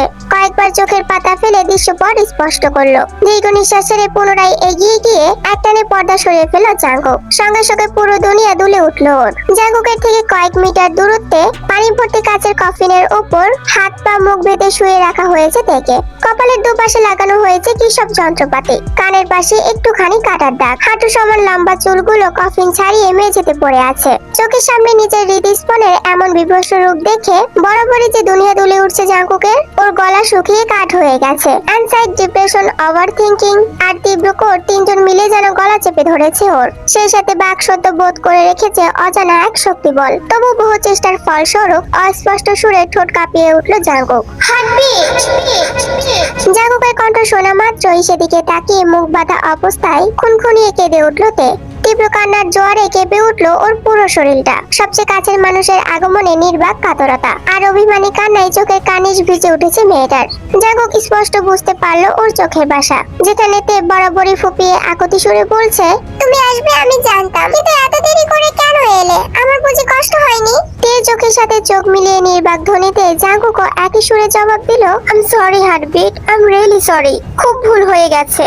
ওদিকে তের বেড়ে যাওয়া কান্নার রোল শুনতে পেয়ে রিসার্চ রুম থেকে বের হয়ে এসে আক্রোশাত ওদের সবাইকে দেখে পিলে চমকে উঠলো সেহনের। একসাথে এভাবে এতজনকে দেখে সেহনের হার্ট অ্যাটাক হওয়ার উপক্রম। ও এখন সবার দিকে তাকিয়ে ভয়ার্থক চোখে ঢোক গিলছে, শুধু মনে মনে খুঁজছে পালানোর রাস্তা। নতুন করে কারো উপস্থিতি টের পেয়ে জাঙ্কুক পিছনে ঘুরে সেহনকে দেখতে পায়। ওকে দেখার সঙ্গে সঙ্গে দমে ওঠা ক্রোধটা দ্বিগুণ হারে মাথা চাড়া দিয়ে উঠলো জাঙ্কুকের। কপালে রাগগুলো ফুটে উঠেছে, চোখের সাদা অংশ রক্তিম হয়ে উঠলো আপনা আপনি। এরপর জাঙ্কুক তেড়ে এসে সেহনের কলার চেপে ধরে উইদাউট ওয়ার্নিং ছাড়াই একের পর এক আঘাত করতে লাগলো সেহনের নাক বরাবর। সেই সাথে অজস্র গালি তো আছেই। জাঙ্কুকের এরকম ভয়ঙ্কর দাম্ভিক রূপটা সচরাচর সবাই দেখতে পায় না, হুটহাটি বের হয়ে আসে না।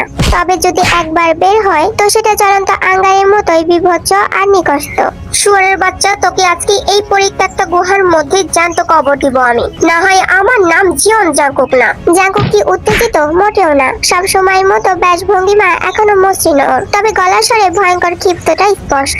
জাঙ্কুকের করা প্রত্যেকটা আঘাত একেবারে চোখে মুখে এসে হামলে পড়ছে সেহনের। এভাবে আর কিছুক্ষণ মার খেলে নিজের জীবন এখানেই খোয়াতে হবে। ব্যাপারটা বুঝতে পেরে তৎক্ষণাৎ নিজের সর্বোচ্চ চালটা চাললো সেহন। কোনো মতো হাতে বেরিয়ে হাতের কাছে সুইচ বাটনটা প্রেস করে অন্যদের মতো কেউ ফেলে দিল কেমিক্যাল মিশ্রিত পানি ভর্তি কফিনের মধ্যে। সঙ্গে সঙ্গে পানির মধ্যে পড়ে গিয়ে তীব্র ছটফট শুরু করলো তে। আগ্রসাদ এহেন কাণ্ডে পেছনে ঘুরে তেকে ছটফট করতে দেখে সেহনকে ছুড়ে মেরে তের নিকট ছুটে গেল জাঙ্কুক। তৎক্ষণাৎ বদ্ধ কফিনে কলাকাটা মুরগির মতো ছটফট করছে তে। পুরো কফিন জুড়ে মোটা স্বচ্ছ কাচের আস্তরণ, কোথাও খোলার মতো জায়গা নাই। ব্যাপারটা বুঝতে পেরে কফিনের সামনে হাঁটু গেড়ে বসে কাচের আস্তরণকে ভাঙার উদ্দেশ্যে কফিনের উপরে নিজের সর্বশক্তি দিয়ে এলোপাতাড়ি পাঁচ বসাতে লাগলো জাঙ্কুক। ওদিকে সময়ের ব্যবধানে তেও ধীরে ধীরে নিস্তেজ হয়ে যাচ্ছে। Hold on 1 minute, just 1 minute baby, please hold on, আমি এটাকে এক্ষুনি ভেঙে গুড়িয়ে ফেলবো। এভাবে ক্রমাগত পাঁচ করতে করতে ওর হাত থেতলে গিয়ে কখন যে পুরো কফিনটা রক্তাক্ত হয়ে উঠেছে তার হদিশই নেই জাঙ্কুকের। ওর দৃষ্টি তো কেবল স্থির হয়ে আছে তের নিভু নিভু চোখের পানে। এক নাগাদ পাঁচ করতে করতে হাতের অবস্থা বেকুটি, তবু 1 সেকেন্ডের জন্য থামেনি জাঙ্কুক। যতক্ষণ না রক্তাক্ত কাচের আস্তরণে ফাটল ধরে চৌচির হচ্ছে, ঠিক ততক্ষণই একই উদ্গামে অনবরত কাচের কফিনে আঘাত করছে সে। অন্যদিকে তের জন্য জাঙ্কুকের এরকম উদ্যানায় আবিষ্ট ব্যাপারের ভয়ঙ্কর রূপ দেখে ভয় চৌচির হয়ে নিজের আহত শরীরটাকে টেনে টেনে নিয়ে সুযোগ বুঝে কেটে পড়লো সেহন। ওর বন্ধু লিও পালিয়েছে অনেকক্ষণ আগেই, তবে মনে হয় না এই শরীর নিয়ে বেশি দূর যেতে পারবে সেহন, কারণ ওর পিছু নিয়েছে অ্যাথলেটিক টমবয়ের খ্যাতি পার্ক জিমিন। অবশেষে জিয়ন জাঙ্কুকের মতো ব্যাপরোয়া জেদি রকচটা মানুষের কাছে হার মেনে নিয়েছে কাচের তৈরি কফিনটা। কফিন ভেঙে চৌচির করে ক্লান্ত হয়েছে জাঙ্কুক। কফিন ভেঙে যেতে টেকে টেনে বের করে ওর হাত পা মুখ বাঁধা খুলে বরাবর সিপিআর দিতে থাকে জাঙ্কুক। এক নাগাদ সিপিআর দিতে দিতে এক পর্যায়ে এসে তে লম্বা একটা শ্বাস নেয়। তে শ্বাস প্রশ্বাসের আওয়াজ শুনতে পেয়ে নিজের শ্বাসটাও ক্ষীণ হলো জাঙ্কুকের। তৎক্ষণাৎ তের মাথা টেনে এনে ও ঠান্ডা ফ্যাকাশে অনবরত ঠোঁটে চুমু খেতে লাগলো জাঙ্কুক। তবে তের শরীরটা এখনো নেতিয়ে আছে, ওর চোখ মুখে ফ্যাকাশে বর্ণ ধারণ করে আছে। দেখে মনে হচ্ছে শরীরটাতে এক লৌতি শক্তি অবশিষ্ট নেই, শুধু আলতো করে চোখের পলক ফেলছে মাত্র। তের হালকা পাতলা নড়াচড়া দেখে জাঙ্কুক বুক ভরে স্বস্তির নিঃশ্বাস ছেড়ে ওকে কোলে তুলে দাঁড়িয়ে পড়লো। সঙ্গে সঙ্গে পুনরায় মাথাটা চক্কর দিয়ে ওঠে ওর। থেকে কোলে নিয়ে বরাবর হাতের পেছন দিয়ে নাকের ডগা খুঁজতে লাগলো জাঙ্কুক। চোখের সামনে স্থির দাঁড়িয়ে থাকা সুগা ইউনোকে দেখে কেমন ঝাপসা লাগছে ওর। বারবার চোখের পলক ফেলতেও সেই দৃশ্য যেন স্পষ্ট হচ্ছে না মোটেও। তবু থেকে কোলে নিয়ে সামনে পা বাড়ালো জাঙ্কুক। সামনে এগোতে এগোতে জাঙ্কুক দেখলো ইউনো আর সুগা উদ্ভ্রান্ত নজরে ওর দিকে হা করে তাকিয়ে আছে। ওদেরকে এভাবে তাকিয়ে থাকতে দেখে জাঙ্কুক নাক টেনে বলে উঠলো, কি হয়েছে, এভাবে তাকিয়ে আছিস কেন? তোর নোজ ব্লিডিং হচ্ছে জেকে। সুগার কথায় জাঙ্কুক এবার হাতের পিঠ দিয়ে নাক ঘষে সামনে এনে দেখলো ওর নাক থেকে ফিনকি দিয়ে রক্ত গড়িয়ে পড়ছে। ইটস ফর অ্যানজাইটি, কিছু হবে না, চল। কথাটা বলে 2 কদম এগোতেই হাঁটু গেড়ে ধাপ করে মেঝেতে বসে পড়লো জাঙ্কুক। ওর কোলে এখনো তেল নেতিয়ে পড়া ছোট্ট শরীরটা। নিচে বসে পড়লেও তেকে শক্ত করে ধরে রেখেছে বুকের মধ্যে। এবার সত্যি সামনে সবকিছু পুরোপুরি ঝাপসা হয়ে গিয়েছে, অসাড় হয়ে আসছে শরীরের মাংসপেশিগুলো। জাঙ্কুকের নোজ ব্লিডিং এর ঘটনা নতুন কিছু নয়। প্রথম আমেরিকা আসার পরে অতিরিক্ত অবসাদগ্রস্ততা আর দুশ্চিন্তার ফলে প্রায় এমন হতো। ডক্টর বলেছিল মাত্রা অধিক মানসিক চাপ পেয়ে মনে হচ্ছে, কিন্তু গত কয়েক বছর দীর্ঘমেয়াদী চিকিৎসার ফলস্বরূপ এটা পুরোপুরি বন্ধ ছিল। অথচ আজকের একটুখানি বিপদে এত বছর ধরে একটু একটু করে উন্নতি করা জাঙ্কুকের মানসিক স্বাস্থ্য ধস নেমে এলো মুহূর্তে। তাহলে জাঙ্কুক আদতে কতটা ডিপ্রেস ওর এইটুকু হাঁটার বয়সী সৎ বোনের জন্য? এ কেমন প্রেম আর এ কেমন আসক্তি, সেটা আপাতত দাঁড়িয়ে দাঁড়িয়ে ভাবছে সুগা আর ইউনো। জাঙ্কুক হাঁটু গেড়ে বসে নাক থেকে গড়িয়ে পড়া রক্তগুলো হুটির হাতা দিয়ে মুছতে মুছতে অস্পষ্ট সুরে বলে উঠল, সুগা, আমি বোধহয় সেন্সলেস হয়ে পড়বো। তুই তেকে কোলে নে, প্রাইমারি ট্রিটমেন্ট দিয়ে ওকে সেফলি বাসায় পৌঁছে দিবি। আর ইউনো, তুই ভুলেও তেকে টাচ করবি না। জ্ঞান ফিরে আমি যদি শুনেছি তুই তেকে টাচ করেছিস, তাহলে তুই আর জীবনে বাচ্চার বাপ হতে পারবি না। সেই ব্যবস্থা আমি নিজের হাতে করব। আচ্ছা আচ্ছা ভাই, টাচ করবো না তেকে, কিন্তু অ্যাটলিস্ট তোকে তো ধরতে দে, তুই পড়ে যাচ্ছিস তো। জাঙ্কুক সেই কথা আদৌ শুনেছে কি শোনেনি কে জানে।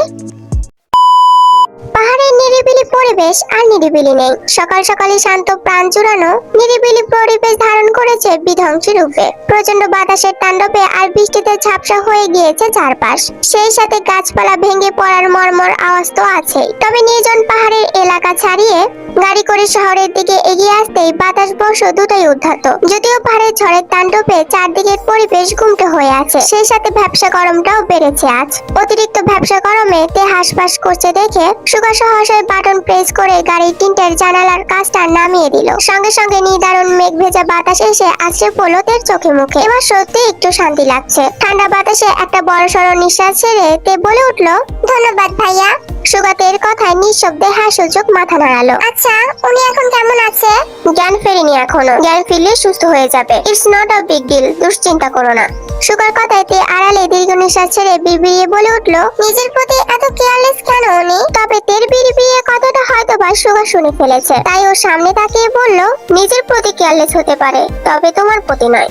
সুগার কথায় তে সচকিত দৃষ্টি নিক্ষেপ করলো ওর প্রাণে। পরবর্তীতে তে কিছু বলতেই যাবে তার আগেই সুগা বলে উঠলো, এসে গিয়েছে। চলে আসার দরুন তের আর কোনো কথা বাড়ানো হলো না, তাই চুপচাপ নেমে গেল গাড়ি থেকে। গাড়ি থেকে নেমে সুগাকে বিদায় জানিয়ে ধীর পায়ে এগিয়ে গেল ভবনের লিফটের দুয়ারে। শরীরে প্রচন্ড জ্বর আর মাথা ব্যথা, হাত পা গুলো শক্তিহীন অসাড় হয়ে আছে। সুন্দর লম্বা চুলগুলো জটলা পাকিয়ে কোনো মতে পিঠে পড়ে আছে। সুন্দর মাখনের মতো মসৃণ মুখটা ফ্যাকাশে বর্ণ ধারণ করেছে, দু চোখ ডুবে আছে গোত্রে। শরীরের এহেন অবস্থার নিকট লিফট থেকে বেরিয়ে এগিয়ে গিয়ে অ্যাপার্টমেন্টের বাহিরে দাঁড়িয়ে কলিং বেল বাজালো তে। তবে কলিং বেল চাপার সঙ্গে সঙ্গে সদর দরজা খুলে বেরিয়ে এলেন মধ্যবয়স্ক মহিলা এবং তার পেছনে পেছনে মিসেস আয়ুর অ্যাসিস্ট্যান্ট ব্রাইড। হুট করে নিজের পাশে থেকে অপরিচিত কাউকে দেখে তে খানিকটা অপ্রস্তুত হয়ে পড়লো, কারণ ওর মাথা থেকে পা পর্যন্ত সবকিছুই এলোমেলো অগোছালো। হুট করে কেউ প্রথম থেকে পাগল বলে সম্বোধন করলে ভুল হবে না বইকি। তবে তেকে একটা বিশাল ঝটকা দিয়ে ওর অযাচিত চিন্তায় এক বালতি জল ঢেলে দিয়ে মহিলাটি তের চিবুকে হাত ছুঁয়ে বলে উঠলো, মাশাআল্লাহ। আমি কি ঠিক শুনলাম নাকি জ্বরের ঘরে আস্তাগফিরুল্লাহকে মাশাআল্লাহ শুনলাম? তে যখন বাইরে দাঁড়িয়ে এক মনে হিজিবিজি ভাবছিল, তখনই মহিলাটি দ্বিতীয়বারের মতো মুখ খুললো। নিজেই আগ বাড়িয়ে বলে উঠলো, আসি তাহলে মা, আগামী রবিবার দেখা হবে। মহিলার কথায় আগা মাথা কিছুই বুঝতে পারলো না তে। অগতক জোর পড়বো শুধু হ্যাঁ সূচক মাথা নাড়ালো। তের সম্মতি পেয়ে মহিলাটি চলে গেল। পেছন থেকে শাসিয়ে উঠে ব্রাইড বলে উঠলো, এ কি অবস্থা তোমার? একটু পরিপাটি হয়ে চলা যায় না? এমনিতেই তের মানসিক অবস্থা বিভস্ত, তার উপর ব্রাইডের এরকম অধিকার খাটিয়ে কথা বলাটা কেমন যেন সহ্য হলো না তের। মাথার মধ্যে অযাচিত রাগগুলো হুট করে কুণ্ডলে পাকিয়ে উঠেছে। কেমন যেন মুহূর্তেই মেজাজ হারালো তে। আমি কিভাবে চলবো না চলবো সেটাও কি আপনি শিখিয়ে দেবেন? হু আর ইউ? দেখুন ব্রাইড, অযথা গায়ে পড়া স্বভাব আমার একদম পছন্দ না। ছেলে মানুষের এত গদগদ ভাব মানায় না, অ্যাটলিস্ট আমার চোখে তো বিশ্রী লাগে। তে কাট কাট কথা বোধ হয় ব্রাইডের গা পিছলিয়ে গেল। ওদের দিকে তাকিয়ে মারাত্মক হাসি হেসে বলল, তা কেমন ছেলে পছন্দ তোমার? আমি কি হতে পারি না তেমনটা? না, পারেন না, তার নখের যোগ্যতাও আপনার নেই, অ্যাটলিস্ট পুরুষ মানুষ হিসেবে তো নেই। তে ছুরির ফলার মতো ধারালো কথা শেষ হলে ব্রাইড পুনরায় কিছু বলতেই যাবে তার আগে ভেতর থেকে ছুটে বের হয়ে এলো সুজি। কি ব্যাপার, কার সাথে তর্ক করছিস বাইরে দাঁড়িয়ে? মা শুনতে পারছে তো।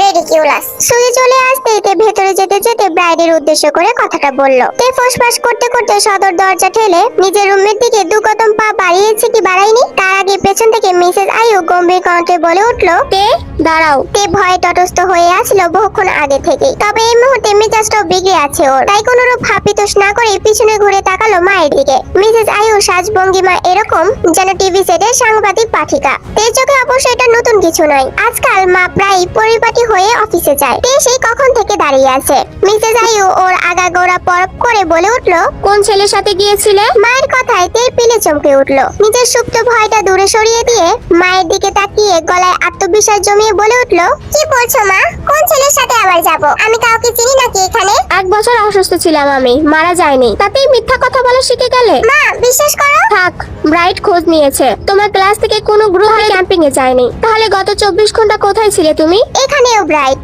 তে এবার খুব বিরক্ত লাগছে ব্রাইডের উপর। তবে এবার মাথা নিচু করে গলা খাদে নামিয়ে বলল, আসলে মা আমি অন্য গ্রুপ। মিসেস আয়ু এবারও সহসায় থামিয়ে দিল তেকে। আমি আর মিথ্যা অজুহাত শুনতে চাই না তে। আর না আমার এরকম চেঁচামেচি কৈফত দেওয়া নেওয়া পছন্দ। আমি শুধু সময়ের কাজ সময় করতে পছন্দ করি। মায়ের রহস্য ঘেরা কথার আঘামাতা কিছু বুঝতে পারলো না তে।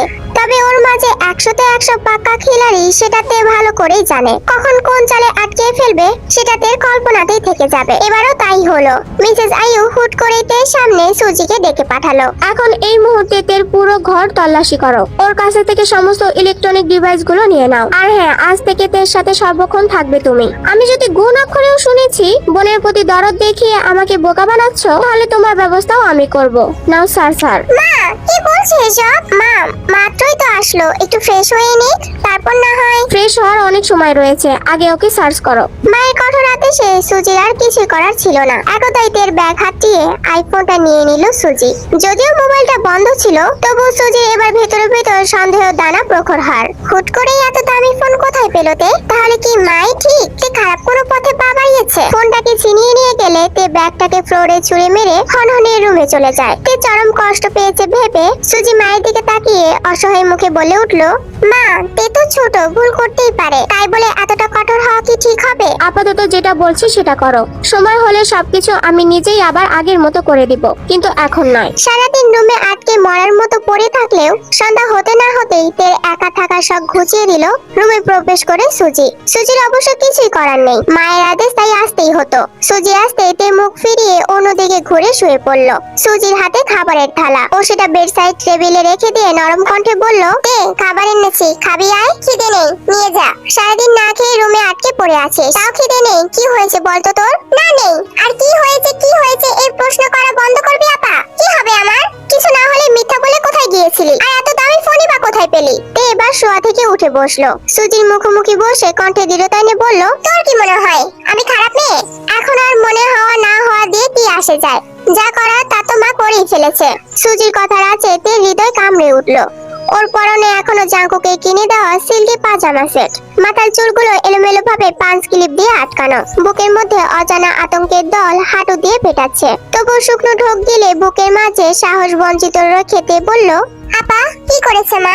আগামী রবিবার ব্রাইট তার পরিবার সমেত তোকে দেখতে আসছে। আজই তো ওর মা এসে আমাদের মায়ের সাথে কথা বলে গেল। সুজির কথায় তের মাথায় যেন আকাশ ভেঙে পড়লো। দুনিয়া দুলে ওঠার মতোই আচমকা ঘুরে উঠলো মাথাটা। তে ভেবেছিল মা ওর জন্য কোনো কঠোর শাস্তির ব্যবস্থা করেছে, হয়তো ভার্সিটিতে যেতে দেবে না, কিংবা নজরবন্দি করে রাখবে সারাক্ষণ। তাই বলে এমন কিছু তের কল্পনাতেও ছিল না। তে তৎক্ষণাৎ বসা থেকে উঠে দাঁড়িয়ে পড়লো। কি বলছিস আপা এটা?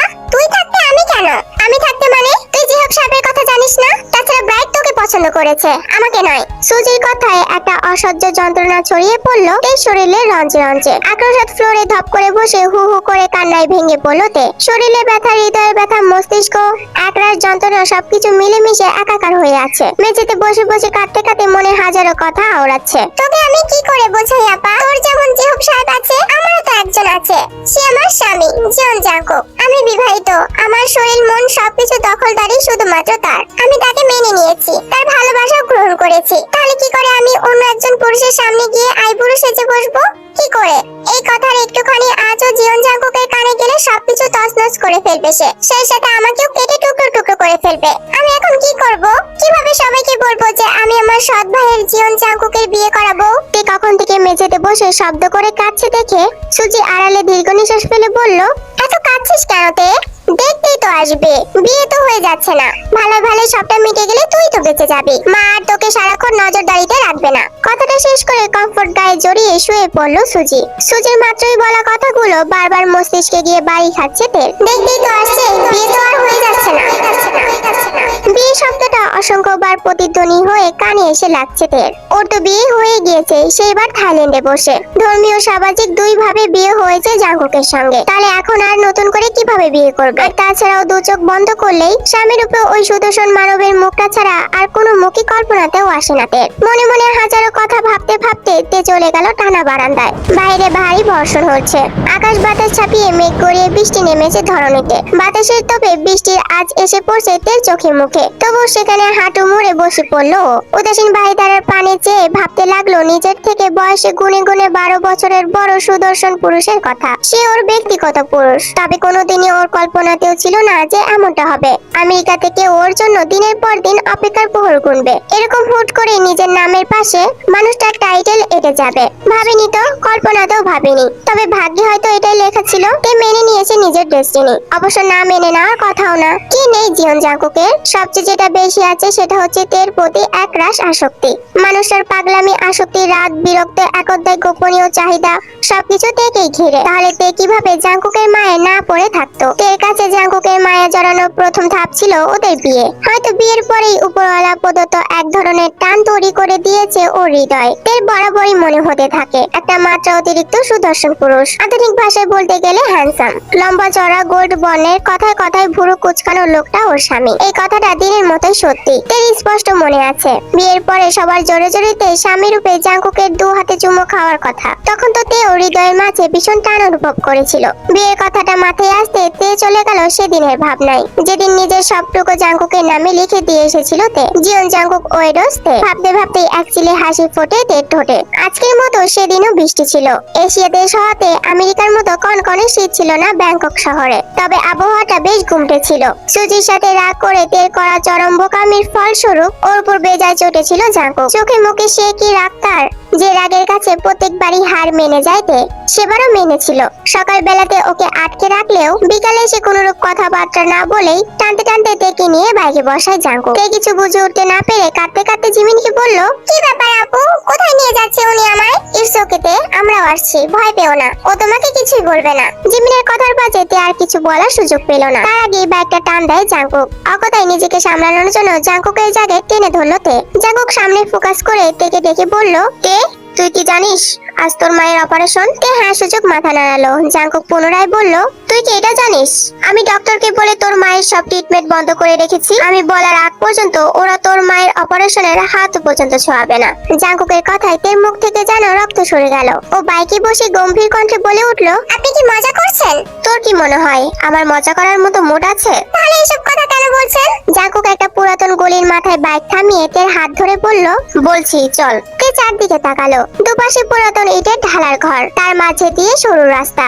ঘরগুলোর মধ্যে বেশিরভাগই থাইল্যান্ডের স্থানীয় মানুষের পুরাতন দোকানপাট, ছোটখাটো স্টেট মার্কেট, হকার আর ঐতিহাসিক কাপড় চোপড়ের দোকান। সরু রাস্তা দিয়ে হাঁটতে হাঁটতে দিয়ে খেয়াল করলো আশেপাশে সবাই ওদের দিকে অদ্ভুত নজরে তাকিয়ে আছে, যেমনটা আমরা ভিন্ন দেশিদের দেখলে করি। তে বড় বড় চোখ করে এদিক ওদিক দৃষ্টিপাত করলেও জাঙ্কুক সোজা হাঁটছে তো হাঁটছেই। জাঙ্কুকের পুরুষালী কদমের সাথে পা মিলিয়ে হাঁটতে হাঁটতে তের পা ব্যথা করছে। এখন গোড়ালি ভেঙে মাটিতে বসে পড়তে ইচ্ছা করছে। উপক্রম না পেয়ে তে বলে উঠলো, আর কত দূর?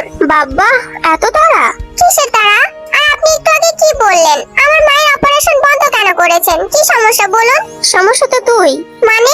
গলির শেষ প্রান্তে একটা পুরাতন মসজিদের সামনে দাঁড়িয়ে জাঙ্কুক একটা দীর্ঘ নিঃশ্বাস ছেড়ে বলল, ভেতরে গিয়ে যা করতে বলবে, যেভাবে করতে বলবে তাই করবি, নয়তো তোর মায়ের অপারেশন আর হচ্ছে না। মস্কারা পেয়েছেন? অপারেশন হবে না মানে?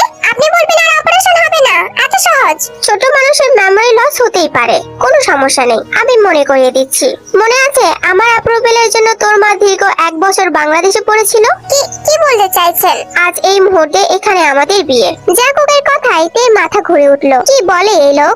জীবনটা কি ছেলে খেলা? যাকে ইচ্ছা হলো তাকে ধরে আনলাম আর জেদ দেখিয়ে বিয়ে করে নিলাম। জাঙ্কুকের উপর মেজাজ চড়াও হয়ে গিয়েছে তের। আপনি একটা পাগল, উন্মাদ, সাইকো, নয়তো নিজের সৎবোনের জীবন নিয়ে এভাবে ছেলেখেলা করতে পারতেন না। তের কথাটা উচ্চারণ করার সঙ্গে সঙ্গে এক ধাপায় ওর বুকের কাছে জামাটা খামচে ধরলো জাঙ্কুক। নিজের কাছে টেনে নিয়ে এসে তের দিকে চোখ রাঙিয়ে বলে উঠলো, তুই আমার কেমন বোন?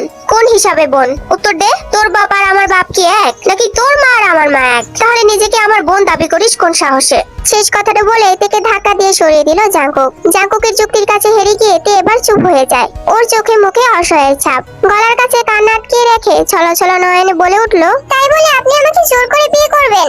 সমাজ কি বলবে, দুনিয়া কি বলবে? আর আপনার সাথে আমি, সেটাও কি সম্ভব? কোন ভুলে রাগ ঝাড়ছেন আমার উপর বলুন তো? জাঙ্কুকের দৃষ্টিতে কোনো করুণার ছিটা ফোটাও নেই। ও এগিয়ে এসে পুনরায় তের হাত চেপে বলল, উপরওয়ালা যা পন্থা দিয়েছে সমাজ তাতে বাধা দেওয়ার অধিকার রাখে না, আর না আমি এসবের পরোয়া করি। ছাড়ুন আমাকে, আমার জীবনটা কেন এভাবে নষ্ট করছেন? কি করেছি আমি? বিলিভ মিতে, একটা সময় আসবে যখন তুই এই সম্পর্কটার জন্য জীবন দিতেও রাজি থাকবি। তখন তুই নিজ মুখেই বলবি, যেদিন যা হয়েছিল খুব ভালো হয়েছিল, আমি এখন পরিপূর্ণ। আর সেই দিন বেশি দূরে নয়, এখন চুপচাপ ভেতরে চল। আমি যাব না, মা আপাকে না জানিয়ে এভাবে লুকিয়ে চুপিয়ে বিয়ে আমি জীবনেও করব না। জিয়ন জাঙ্কুক লুকিয়ে চুপিয়ে কিছু করে না। আমার মন চেয়েছে আমি এখন এই মুহূর্তে তোকে বিয়ে করব, মানে করবই। যদি বেশি বাড়াবাড়ি করিস তাহলে তোর মাকে আজই প্লেনে করে বাংলাদেশে পাঠিয়ে দেব, ইভেন্ট উইদাউট এনি ট্রিটমেন্ট। না! শেষ কথায় তে শব্দে না বলে উঠলো। তেকে কাঁদতে দেখে জাঙ্কুক ওর হাত ধরে ভেতরে প্রবেশ করাতে করাতে বলল, মার ভালো চাইলে ভেতরে চল, তুই শুধু তোর নামটা আমার নামে লিখে দিবি, ব্যাস।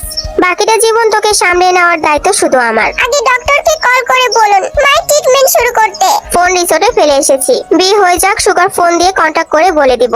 ততক্ষণে যদি মায়ের কোনো ক্ষতি হয়ে যায়? আমি বলেছি যখন পরে তার মানে পরেই, আগে বিয়ে হবে তারপর সব। পুরাতন ছোট মসজিদটাতে ইটের চালাক হয়ে যায় যে অবস্থা। ধর্মভিত্তিক দেশ না হওয়ায় এদেশে হুজুর কিংবা মুসলিম খুঁজে পাওয়া বেশ কষ্টসাধ্য। তবু কোথা থেকে যেন সুগা আর ইউনো মিলে একজন ইন্দোনেশিয়ার হুজুর খুঁজে এনেছে। আর জাঙ্কুক ভেতরে ঢুকতেই সুগা ঝাঁঝিয়ে উঠে বলল, এতক্ষণ লাগে তোদের? সেই কখন থেকে অপেক্ষা করছি, বউকে রাজি করাতে দেরি হয়ে গেল। তা তোর লয়ার আর হুজুর কই? এই যে আমেরিকান লয়ার। যেহেতু তুই আর তে দুজনে আমেরিকা থেকে বিলং করিস, তাই উনি তোদের রেজিস্ট্রেশন ম্যারেজ আমেরিকার কোর্টেই তুলবে। ওরে শালা, এই ব্যাংককে বসে আমেরিকান লয়ার কই পাইলি তুই? এবার সুগা নিজের কাজ ঝাড়া দিয়ে একটু ভাব দেখিয়ে বলল, পেয়েছি, টাকা থাকলে বাঘের চোখও মেলে বন্ধু। তা এতই যখন টাকা, তাহলে একটা বাঙালি হুজুর ধরে আনতে পারলি না? এ কোন দেশি হুজুর নিয়ে এলি? কোনো কথাই বুঝি না কিছু না। কবুল কোন ভাষায় বলবে ওরা? আহাম্মক, বিয়ের সময় সব দেশেই কবুল বলে। তোর এত চিন্তা করতে হবে না, হুজুর হলেই হলো। তাছাড়া জিমিন মোটামুটি ইন্দোনেশিয়ান ভাষা জানে। তোদের গবেষণা শেষ হয়েছে, তাহলে এবার বিয়েটা করি। তোর দেখে তর্স হয়েছে না জেকে? দাঁড়া, জিমির ফুলের মালাটা নিয়ে আসুক।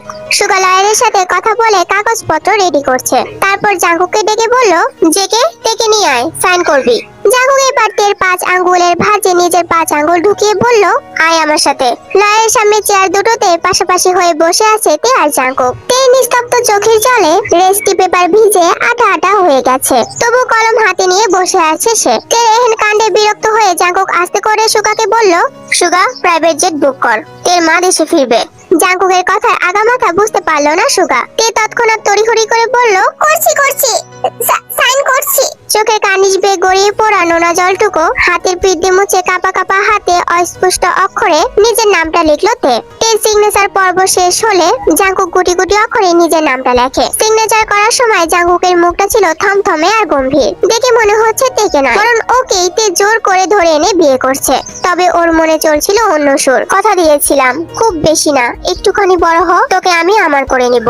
আজ কথা রেখেছি, তুই আজ থেকে আমার তে, পুরোটাই আমার। রেজিস্ট্রি পেপারে সাইন করা শেষ হলে জিমিন একটা তাজা ফুলের মালা তের হাতে ধরিয়ে দিল, আর অন্যটা জাঙ্কুকের হাতে। তারপরে মোবাইলে ভিডিও অন করতে করতে বলল, জেকে বউকে মালা পরা। এসবের দরকার নেই তো জিমিন। দরকার আছে, তুই পরা।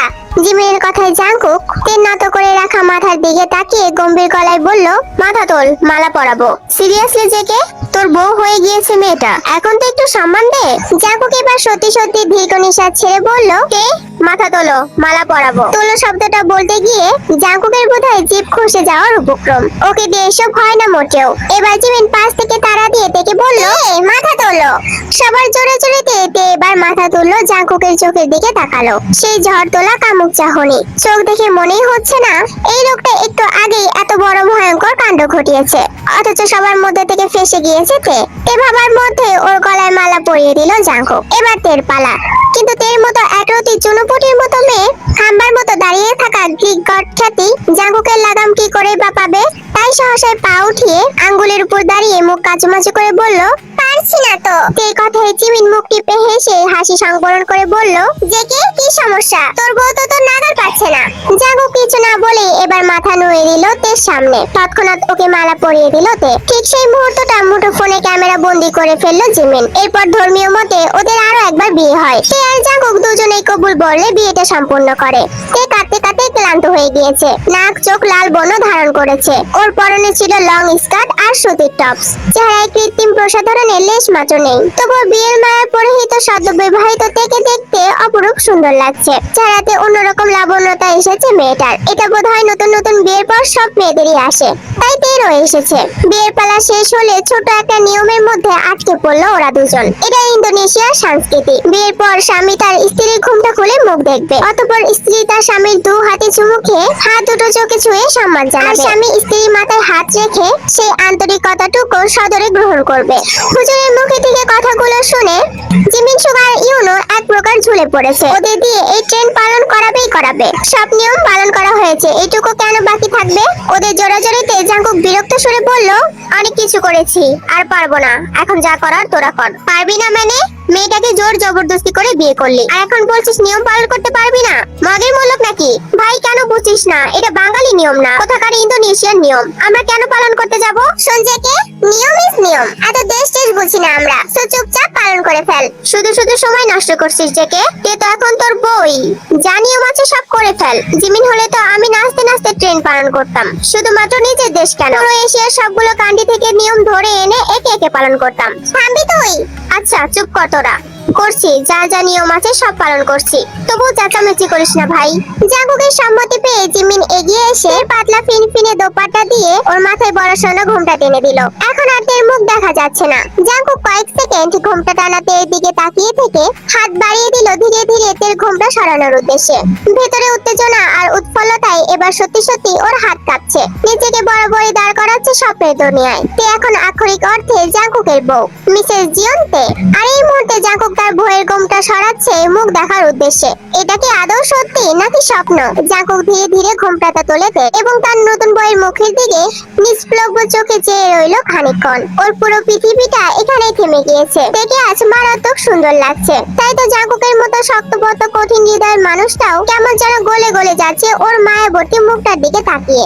ঘোমটা তোলা হয়ে গেলে জিমিন আর হুজুর নির্দেশের কাপা কাপা হাতে জাঙ্কুকের জিম করা পেশিবহুল সাদা ফর্সা হাত দুটো হাতের মধ্যে নিল তে। ওর হাত দুটোর পিঠে নিজের ভেসা নরম তুলতুলে অধরখানি ছুঁয়ে দেয়, অতঃপর তার মাথা নুয়ে স্পর্শ করে নিজের চোখ দুটোতে। তের এই নিয়ম পালনে মোটেও আন্তরিকতা ছিল না। ছিল তো যত যাই হোক, বিয়ের পর মেয়েদের হৃদয় স্বামীর প্রতি আপনা আপনি দুর্বল হয়ে যায়। এই মুহূর্তে তেরও বোধহয় তাই হয়েছিল। তে যখন জাঙ্কুকের দু হাত চোখে স্পর্শ করায়, তখন জাঙ্কুক নিজের এক হাত নিয়ে তের মাথার উপর রাখে, অন্য হাত দিয়ে টেনে নেয় তের ছোট শরীরটা। সঙ্গে সঙ্গে জাঙ্কুকের সাদা শার্ট খামচে ধরে ওর বুকে মুখ লুকিয়ে কান্নায় ভেঙে পড়ে তে। কি জানি কেন এত কাঁদছিল সেদিন, আর কাঁদবেই যখন জাঙ্কুকেরই বুকে কেন? তখন তো জাঙ্কুক আসল কালপিট ছিল, তবু জাঙ্কুকের বুকে কেঁদে ভাসিয়েছে তে। এইসব অযথা নিয়ম কানুন পালনের পর জাঙ্কুক আর দাঁড়ালো না। তেকে কোলে তুলে নিয়ে বেরিয়ে পড়লো মসজিদ থেকে। তারপর বাইকে বসে বরাবরের মতো নিজের ওয়ালেট থেকে সিগারেটের বক্স, এমনকি একটু আগের মালাটাও তের হাতে ধরিয়ে দিল সে। তে চুপচাপ সেগুলো হাতে নিয়ে বসে পড়লো বাইকের পেছনে। তের ভিতরে তখন দুঃখের অনুভূতি থাকলেও এখন মনে হচ্ছে বিয়ের পর স্বামীর সাথে ওর প্রথম বাইক রাইড বোধহয় সেটাই ছিল। সেদিনকে ঘটে যাওয়ার প্রত্যেকটা ঘটনা মনে পড়তেই আরেকবার লাজুকতা মুড়িয়ে গেল তে। সেই লাজে রাঙ্গা হয়ে গেল নরম তুলতুলে কপল দুখানা।